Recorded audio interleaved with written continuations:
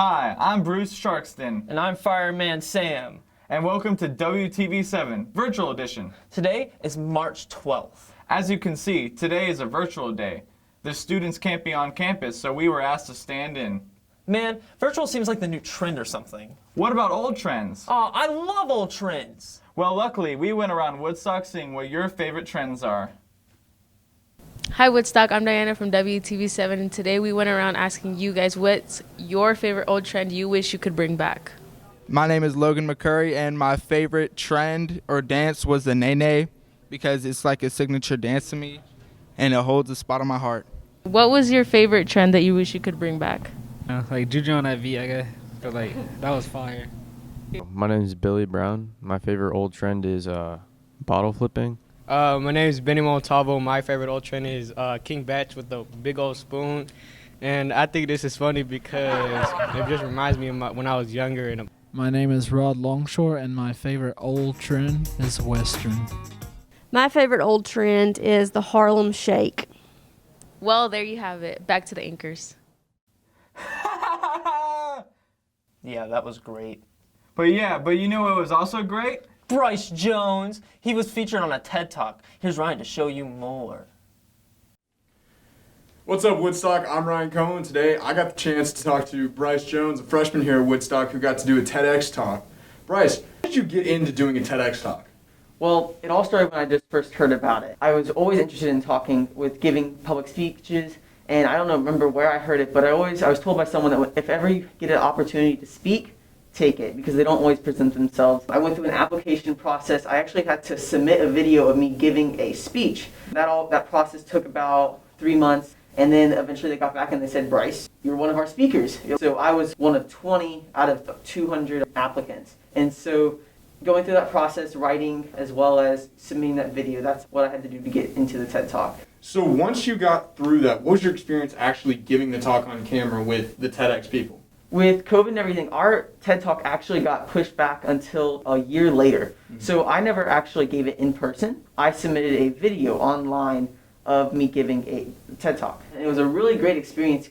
So in your TED Talk, you talk a lot about the disconnection that people have due to technology or how fast-paced life is. And you come up with this idea at such a young age. How does that happen? How do you think of that as a 7th grader going on this journey and then seeing that? When we were on the Camino de Santiago, you really don't have any connections because you really just don't have Wi-Fi.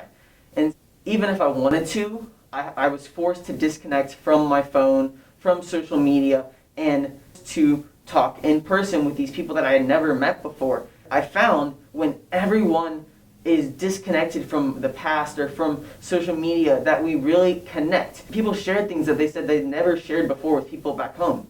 It's just this weird trust that you get with those that were there.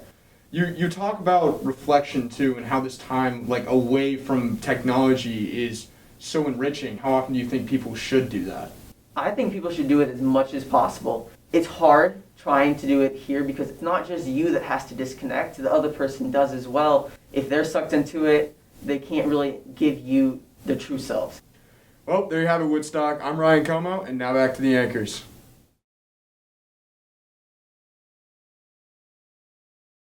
Oh my gosh, he hit it out of the park. You know who else hits it out of the park? Who? The Woodstock baseball team!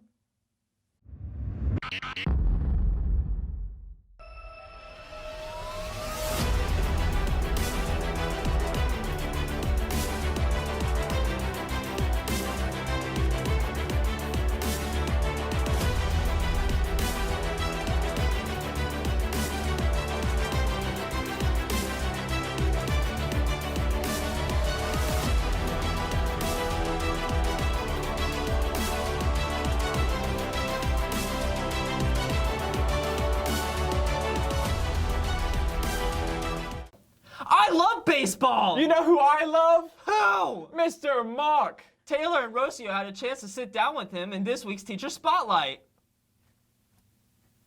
The people that you meet each day. Mr. Mock started teaching in 1995 in Brooksville, Florida. He had no idea what he wanted to do with his life, so his mom suggested he try teaching. 26 years later, he is still doing what he was called to do, and he just so happened to stumble into his passion. As far as the best part of teaching, honestly, it's just my ability and my opportunity to work with students and to help them be able to think for themselves.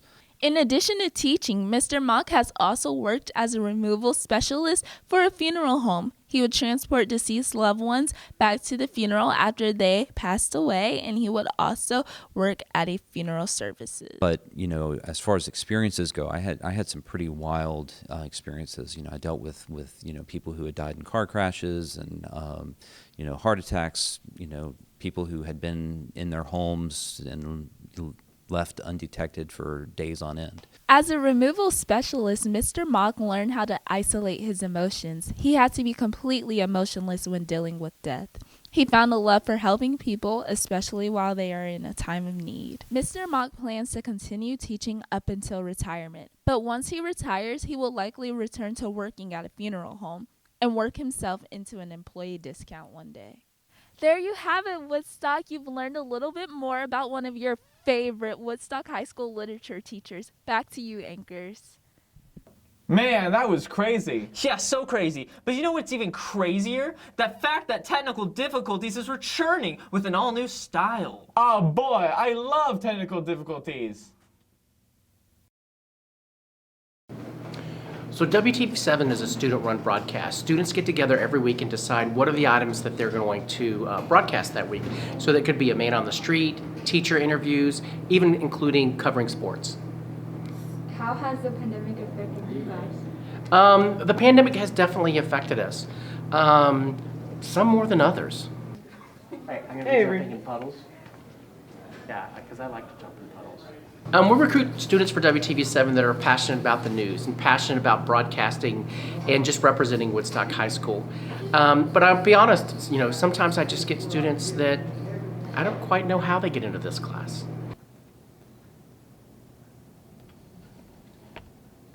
So, you want to fight a bear?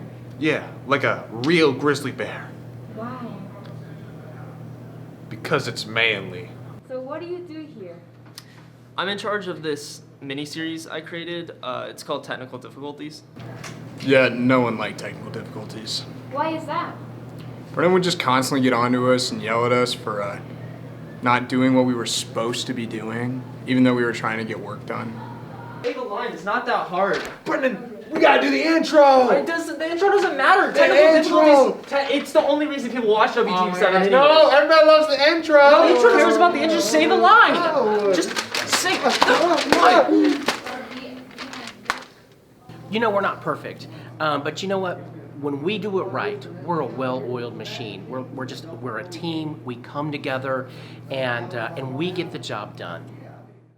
Well, my gosh, what a crazy episode. Yep, well, that's all we have for you today. Make it a great day, Woodstock.